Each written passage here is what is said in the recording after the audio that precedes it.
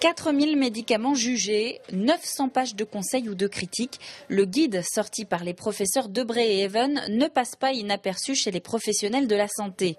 Son contenu se veut dérangeant. La moitié des médicaments que nous consommons seraient par exemple inappropriés.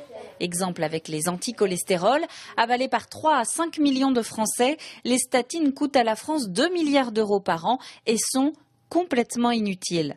Côté lecteur, les réactions divergent. Certains médecins sont pour l'instant prudents. Devant la multiplicité des médicaments disponibles, il pourrait effectivement y avoir des doublons. Je pense qu'il mérite d'être considéré avec attention, parce qu'il soulève de réelles questions. Il y a effectivement un certain nombre de médicaments qui vraisemblablement n'ont pas lieu d'être commercialisés, n'ont pas lieu d'être sur le marché. D'autres, comme les pharmaciens, sont beaucoup plus critiques. Premier reproche, Bernard Debré est aujourd'hui député, Philippe Even, directeur de l'Institut Necker.